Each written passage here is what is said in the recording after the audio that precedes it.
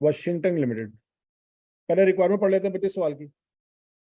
Calculate the minimum number of units to be sold in remaining 10 month. अभी अभी हमने जो बातें की पूरे पूरे साल की है बातें। अगले साल में क्या करेंगे, अगले साल में क्या करेंगे। अब यहाँ पे क्या हुआ है, 2 महीने गुजर चुके हैं। अब उन 2 महीनों में डेफिनेटली हमने अपने टारगेट को फॉलो नहीं किया होगा, हम टारगेट से पीछे रह गए होंगे। अब वो जो पीछे नुकसान हुआ है 2 महीनों के अंदर, वो नुकसान भी बाकी 10 महीनों के अंदर पूरा करना होगा। क्या ये पॉइंट समझ आ रहा है कि नहीं आ रहा? Calculate the minimum number of units to be sold in remaining 10 month to enable WL to pay the desired dividend. कितने नंबर का सवाल है? 10 नंबर का सवाल। अब दिमाग में आ रहा होगा सर डिविडेंड तो FR1 की बातें हैं, नाइक आपने कौन समझाया है, कोई समझाने वाला? अच्छा रिबरल, आगे चलते हैं। Washington limited is a listed company having paid up capital of 140 million. अब ये पहली लाइन पढ़ के तो लग रहा है कि यार हम शायद कॉस्ट काउंटिंग के पेपर में नहीं बल्कि FR1 के पेपर में आ गए। ठीक है बरल। WL deal in the manufacturing of washing machine. Following are the extracts from the budget statement of profit loss for the year 31 December 2018। Okay, sales revenue है जी 168 मिलियन और 10,000 पर यूनिट सेल प्राइस है। तो आप मुझे बता सकते हैं कितने यूनिट सेल कर रहे हैं ये? यूनिट्स निकाल लें जरा।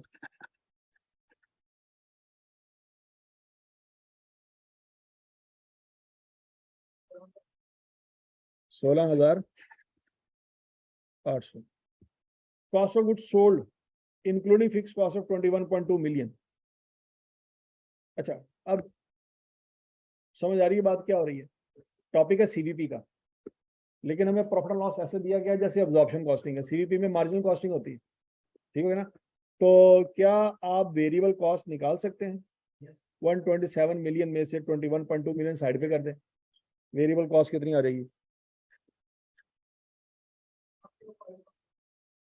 105.88। अच्छा, ग्रॉस प्रॉफिट आ गया जी 41 मिलियन का। ऑपरेटिंग एक्सपेंस आ गया including fix cost of 4.5 million. Okay, यहां से भी बच्चों वेरिएबल कॉस्ट निकल सकती है, निकालें जरा। 16 मिलियन में से जो है वो 11.5 million.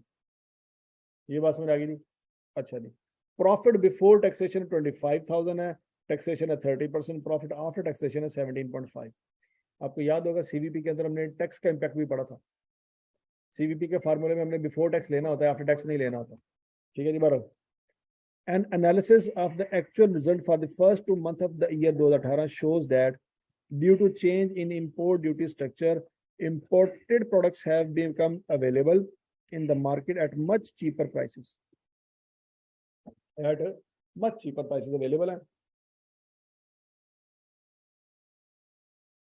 Consequently, it was decided to reduce the selling price to 9,500 per unit with effect from 1 January 2018। इस वक्त कितने का सेल कर रहे हैं? 10,000 का। अब वो कहता है चूंकि कॉस्ट हमारी कम हो गई है तो हम अपनी सेल प्राइस को भी क्या कर देते हैं, कम कर देते हैं। कितना? 9500 पर यूनिट पे ले आते हैं। और ये हरकतें हमने कब की थी? पहले 2 महीनों में हरकतें कर चुके हैं। यहां तक की बात में लगी। 1500 washing machine were sold during the period. 2 महीनों में कितनी वॉशिंग मशीनें सेल की हैं? 1500। Due to increase in raw material prices with effect from 1 January 2018, variable cost of sales has increase by 5%। अच्छा, अब हुआ क्या?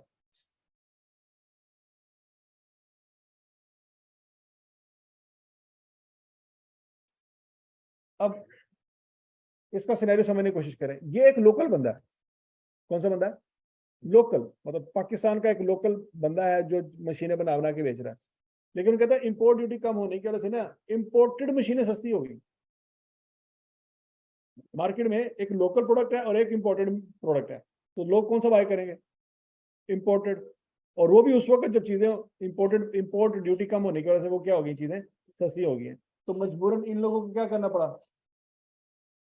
इन लोगों को क्या करना पड़ा? अपनी मशीन की सेल प्राइस भी क्या करनी पड़ गई, कम करनी पड़ी। यहाँ तक की बात में लगी। अच्छा, लेकिन उसके बाद उसके साथ हुआ क्या? सिर्फ 1500 मशीनें सेल हुई, ऐसी है?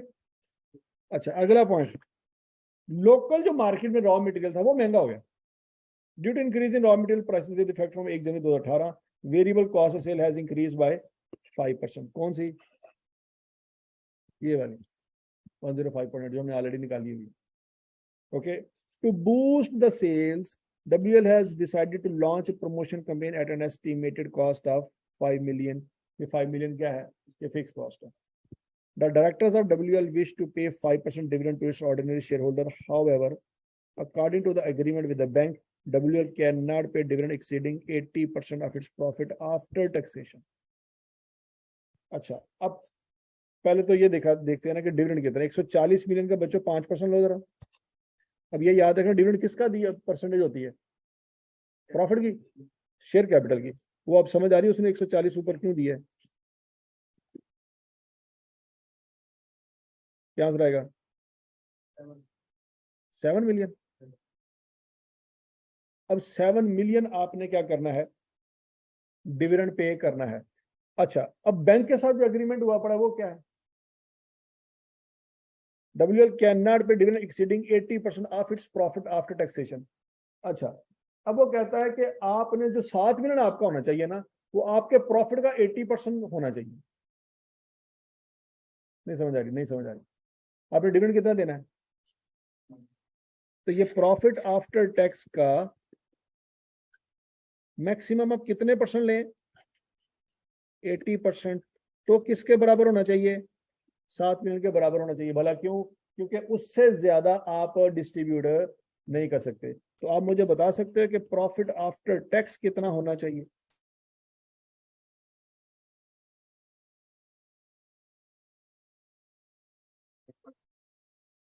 $8.715। नहीं समझ रही? 8.75 कैसे कैसे कैसे कैसे मुझे समझाया जरा, दोबारा देखें। ये 7 मिलियन मैंने क्यों निकाला? डिविडेंड देना है।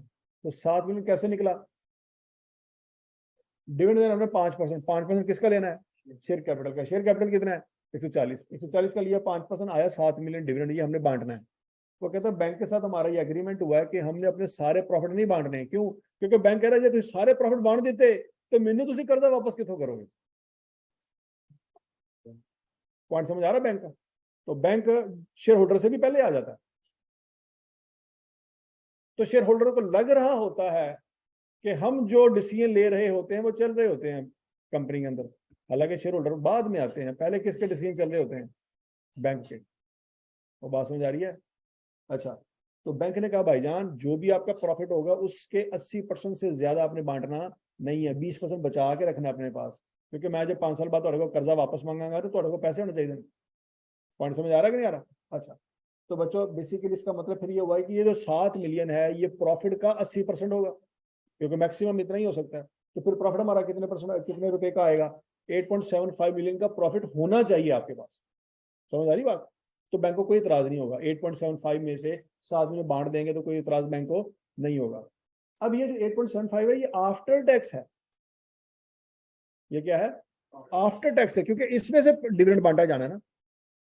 और अगर मैं आपसे ये कहूं कि बिफोर टैक्स निकालो तो वो कैसे निकलेगा? 8.75 आफ्टर टैक्स है, बिफोर टैक्स आपने मुझे निकाल के देना है।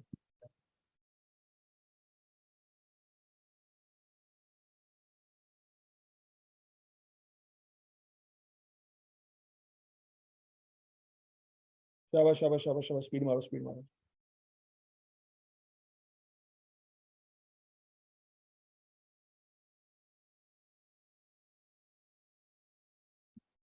आंसर निकाल लो। 12.5। 12.5। अच्छा, अब आपने बच्चों ब्रेक इवन के फार्मूले में जो यूज करना होता है डाटा, टारगेटेड, या आपको याद है ना, टारगेट यूनिट्स निकालने के लिए क्या मांगे उसने? यूनिट्स मांगे ना। टारगेटेड यूनिट्स निकालने का फार्मूला क्या है? Fix cost plus targeted profit. और वो टारगेट प्रॉफिट हमने लेना होता है बिफोर टैक्स वाला। याद करो याद करो याद करो। बिफोर टैक्स के after tax? Before tax. Targeted units निकालने के लिए फार्मूला हमारा क्या है, fix cost plus targeted profit before tax, after tax नहीं, बिफोर टैक्स।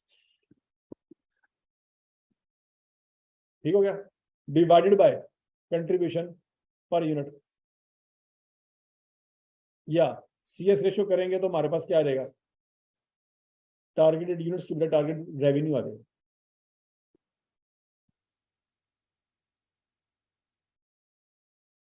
ये बात सुनाइए। अच्छा बच्चों, आपने मुझे इस सवाल में CS रेशियो निकाल के देनी है, ये एग्जिस्टिंग डाटा को देख के जल्दी करें। आपके पास वेरिएबल कॉस्ट मैंने लग रहा था कर दिया है, रेवेन्यू आपके पास मौजूद है, रेवेन्यू में से वेरिएबल कॉस्ट माइनस करेंगे तो कंट्रीब्यूशन आ जाएगा, कंट्रीब्यूशन से मुझे CS रेशियो निकाल के दें, जल्दी करें।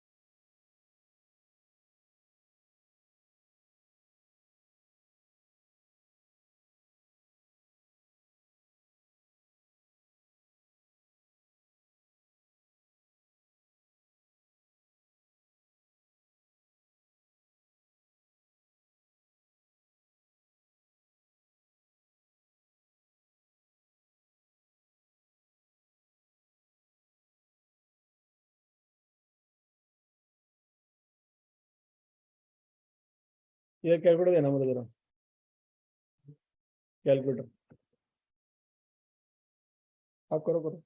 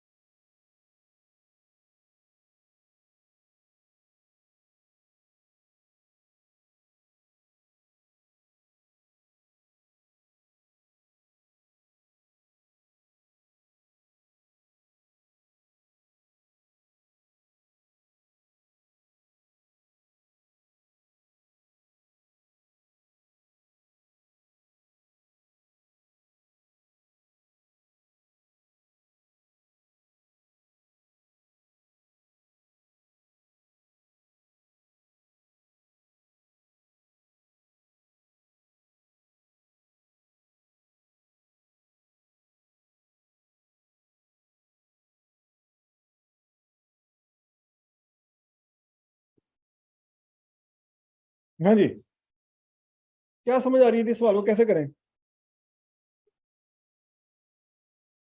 अब बोलो तो सही।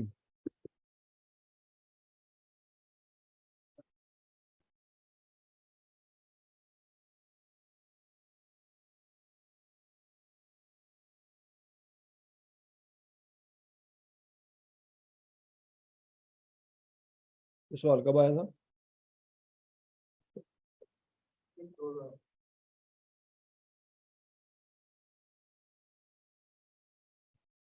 स्प्रिंग 2018 में। अच्छा, सबसे पहला पॉइंट प्रॉफिट आफ्टर टैक्स, चलो वैसे कर लेते हैं। डिविडेंड रिक्वायर्ड कितने निकाले आपने? 140 का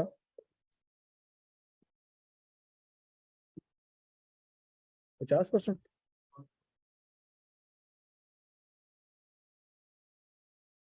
7 मिलियन बनता है।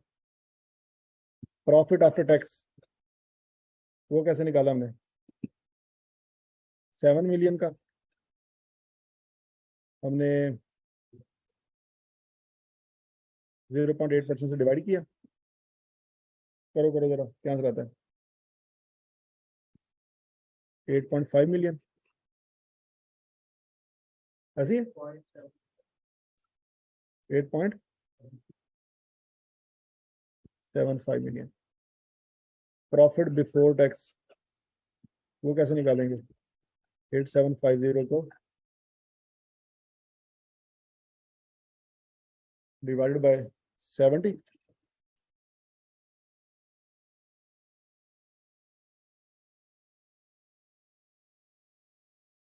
ये हमारा टारगेट प्रॉफिट है, ऐसी है। इसमें फिक्स कॉस्ट ऐड कर देंगे। फिक्स कॉस्ट कितनी ऐड करेंगे?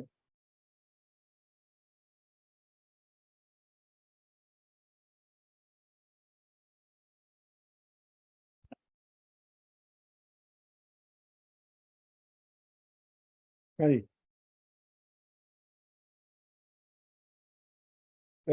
फिक्स कॉस्ट बच्चों कितनी आती है? 4.5 मिलियन ये, और 21.2 मिलियन वो है। 25 पॉइंट,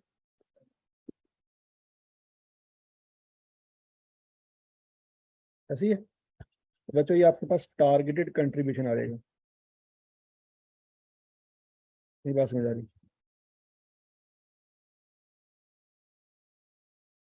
सोचो सोचो सोचो सोचो। अब सीधा इनकम स्टेटमेंट दिमाग में लेकर, सेल में से वेरिएबल कॉस्ट माइनस करते हैं तो क्या आता है? कंट्रीब्यूशन। कंट्रीब्यूशन में से फिक्स कॉस्ट माइनस करते हैं तो क्या आता है? Profit before tax. उसमें से टैक्स माइनस करते हैं तो क्या आता है? Profit after tax. हम उल्टा चल रहे हैं। हम प्रॉफिट आफ्टर टैक्स से कहां पे पहुंचे? प्रॉफिट बिफोर टैक्स पे। प्रॉफिट बिफोर टैक्स में कॉस्ट फिक्स कॉस्ट जमा करेंगे तो कहां पे पहुंचेंगे? कंट्रीब्यूशन पे। कंट्रीब्यूशन में वेरिएबल कॉस्ट जमा करेंगे तो कहां पे पहुंचेंगे? सेल्स रेवेन्यू पे पहुंचेंगे ना। और सेल्स रेवेन्यू को अगर सेल प्राइस पे डिवाइड कर दे तो क्या निकल आएगा? यूनिट्स, ऐसी है। चलो टारगेट कंट्रीब्यूशन निकाला जरा।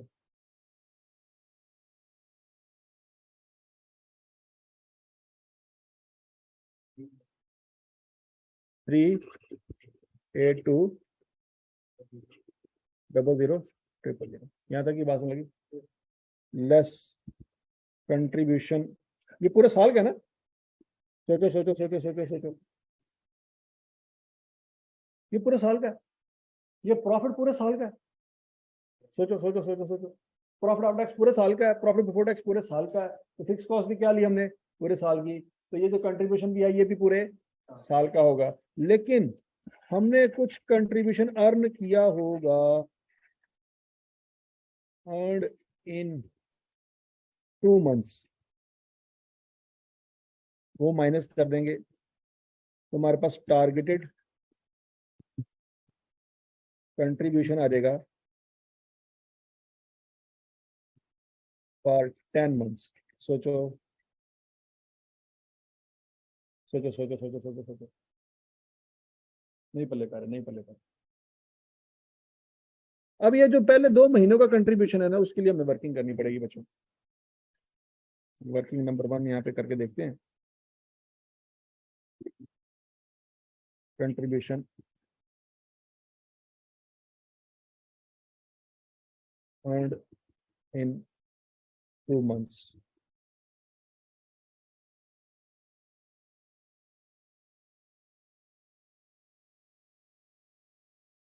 सेल्स रेवेन्यू, अब बच्चों जरा ध्यान से।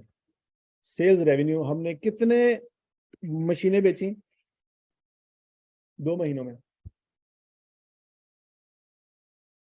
तो बोलो तो सही 1500, और एक मशीन कितने की बेची 9500 की। कितना पैसा इकट्ठा किया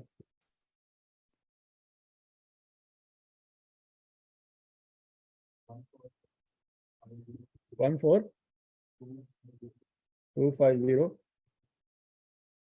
दे लो, इन्हें जीरो आने ने 14.25 मिलियन। अच्छा, इसमें से वेरिएबल कॉस्ट माइनस की जा सकती है बच्चों। अब वेरिएबल कॉस्ट कैसे निकालेंगे, ध्यान से, ये 105.8 मिलियन क्या एक यूनिट की वेरिएबल कॉस्ट है? नहीं, ये 11.5 मिलियन क्या एक यूनिट की वेरिएबल कॉस्ट है? नहीं।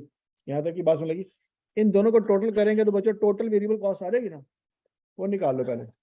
105.8 और 11.5 जमा करें, है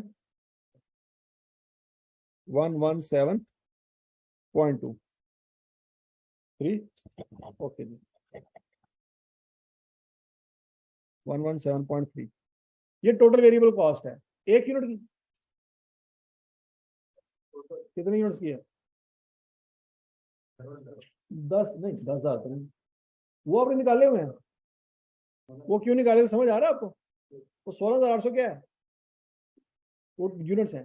तो 117.3 मिलियन को अगर मैं 16,800 में डिवाइड कर दूंगा तो एक यूनिट की वेरिएबल कॉस्ट आ जाएगी। निकाले जरा शाबाश।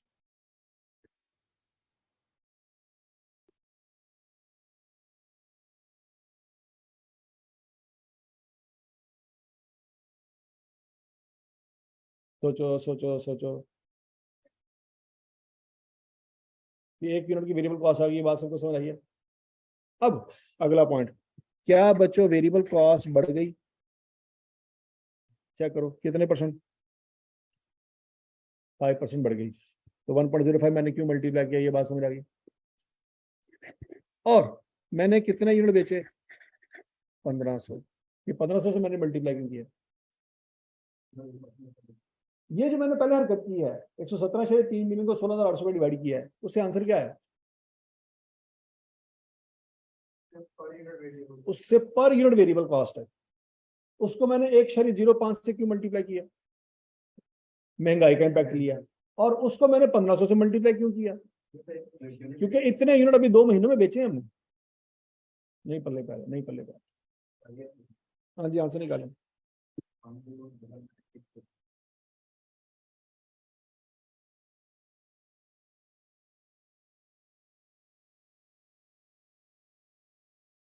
तो 9500 ले लिया ना अल्लाह के बंदे।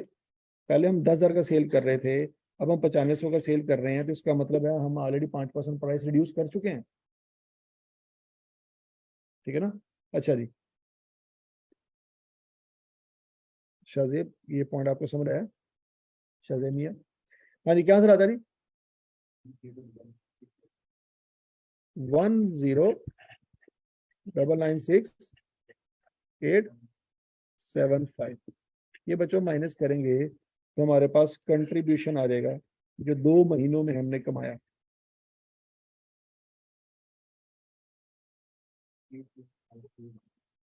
3,253,125,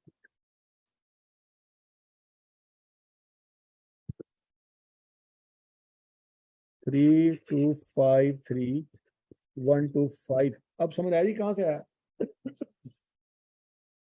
वो ऊपर जो कंट्रीब्यूशन है वो कितने महीनों का है? बोलो बोलो, 12 महीनों का। उसमें से ये जो माइनस किया ये क्यों किया? ये 2 महीनों में हम अर्न कर चुके हैं, बाकी जो बचेगा वो क्या है? अगले 10 महीनों का हमारा टारगेट होगा, क्योंकि वो टारगेट अचीव करेंगे तो टोटल कंट्रीब्यूशन 12 महीनों का 38 मिलियन आएगा। तो प्रॉफिट बिफोर टैक्स 8.75 आएगा। तो profit after tax 7 million, sorry, profit after tax 8.75 आएगा। तो डिविडेंड हम 7 मिलियन का अनाउंस कर पाएंगे।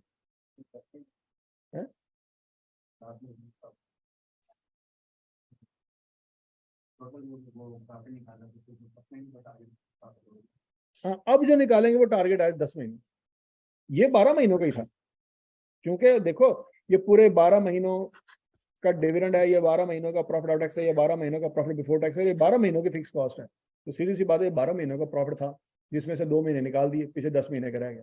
क्या आंसर आता है?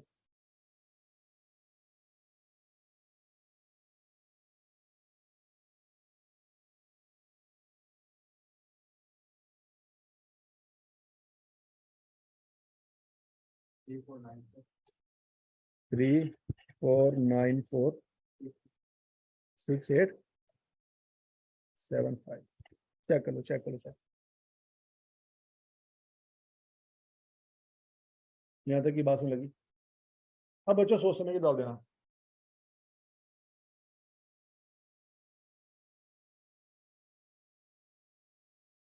ये हमारा क्या है जी? टारगेटेड कंट्रीब्यूशन आ गया। इसको CS रेशियो से डिवाइड करेंगे तो सेल्स रेवेन्यू आ रहे हैं।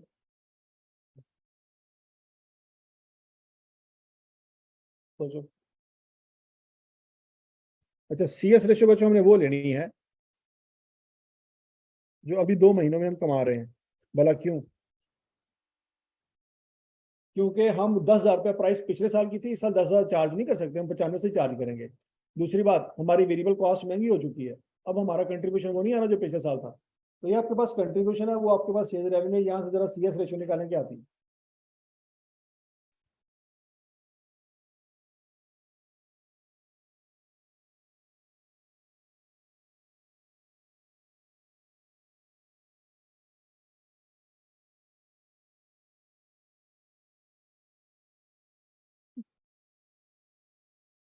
तो एक मिनट, एक मिनट, एक मिनट, गड़बड़ होगी, गड़बड़ होगी। एक मिनट, ये जो 5% का इम्पैक्ट है बच्चों, ये किस पे लेना था? क्या सारी वेरिएबल कॉस्ट पे लेना था? सिर्फ इस पे लेना था, तो इसको 2 हिस्सों में डिवाइड करेंगे। एक मिनट, ये 105.8 मिलियन ज्यादा करेंगे हम।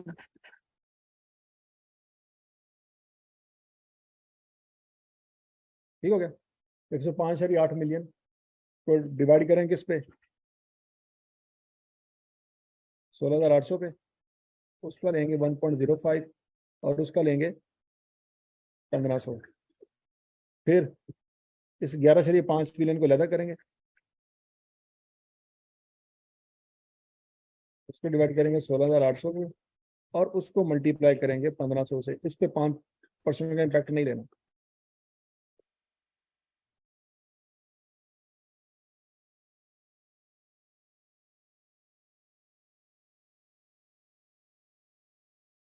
अब आंसर निकालें।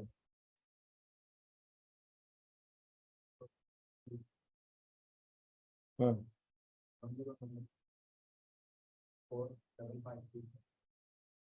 ऊपर वाला कि नीचे वाला, ये दोनों। फिर कंट्रीब्यूशन निकाल दो, इसमें से रेवेन्यू माइनस कर दो।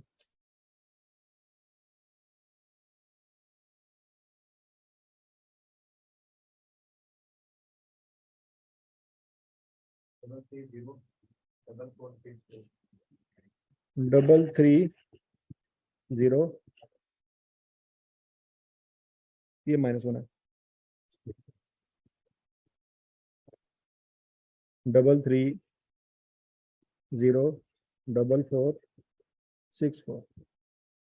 तो अगले 10 महीनों का कंट्रीब्यूशन आ जाएगा। ये पॉइंट समझ आया? ये क्या हरकत हुई है? नहीं समझ आई? उसने बच्चों यहाँ पे हमें क्या बताया था? ये 5% इजाफा होगा, लेकिन सारी वेरिएबल कॉस्ट में। ये कहा था? क्या था? उसने कहा था वेरिएबल कॉस्ट ऑफ सेल में इजाफा होगा। हाँ जी, निकालो जरा।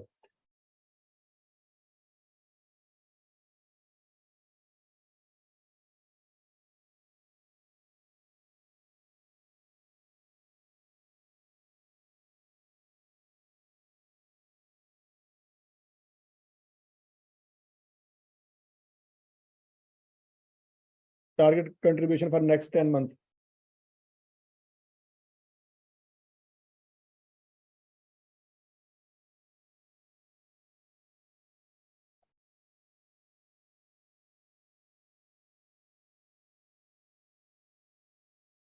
तो माइनस कर लो, अल्लाह के बंदो, ज़्यादा मैं नॉपी करना पड़ा, पता नहीं क्या कर रहे हो।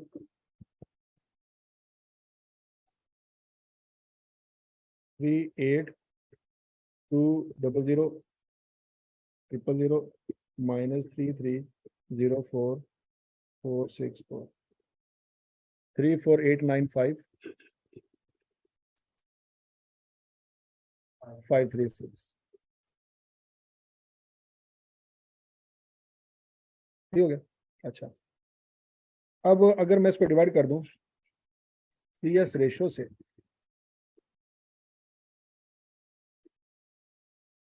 तो बच्चों मेरे पास टारगेटेड सेल्स रेवेन्यू आ जाएगा। जरा सोच समझ के जवाब देना। रेवेन्यू को CS रेशो से मल्टीप्लाई करें तो कंट्रीब्यूशन आता है, ऐसी है ना। तो कंट्रीब्यूशन को CS रेशो से डिवाइड करेंगे तो रेवेन्यू आ जाएगा। नहीं समझ आया। अब CS रेशो बच्चों हम यहाँ पे निकालेंगे, यहाँ से CS रेशो निकालोगे ना,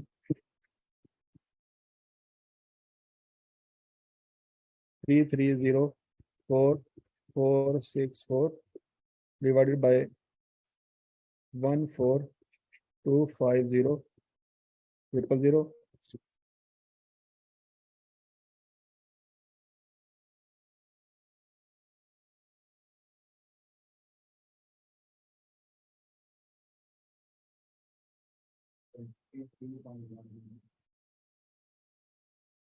23 पॉइंट,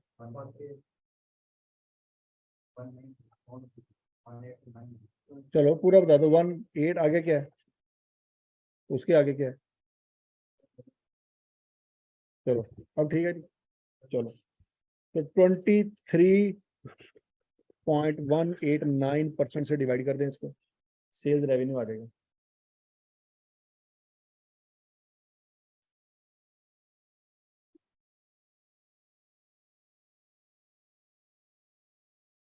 और ये याद रखना, ये सेल्स रेवेन्यू अगले 10 महीनों का है, पूरे साल का नहीं है।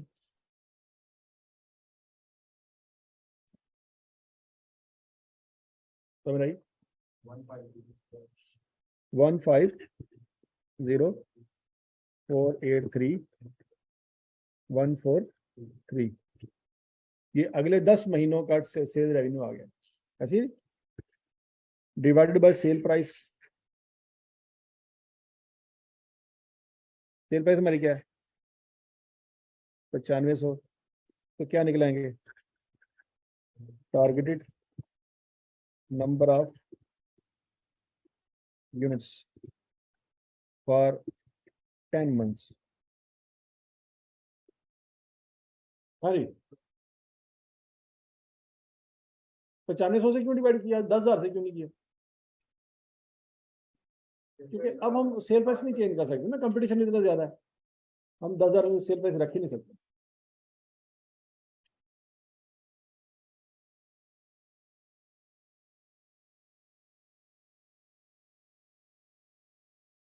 यानी 15,840 यूनिट हमें सेल करने पड़ेंगे अगले 10 महीनों में। अब जरा इसको उल्टा देखते हैं, उल्टा बच्चों ध्यान से। अगर हम 15,840 को 9500 से मल्टीप्लाई करें तो ये रेवेन्यू आएगा।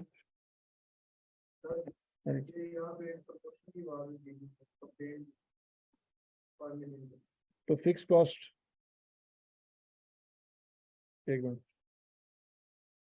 जनवरी से दिसंबर कितनी है जी फिक्स कॉस्ट?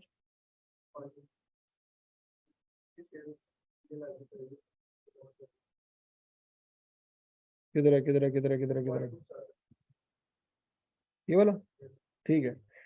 ये आप यहाँ पे ऐड नहीं किया था हमने, ये फिक्स कॉस्ट में इधर 5 में मैंने कहा तो था। ये कितना हो जाएगा, 25 और 5 30 हो जाएगा, 38 और 5 48,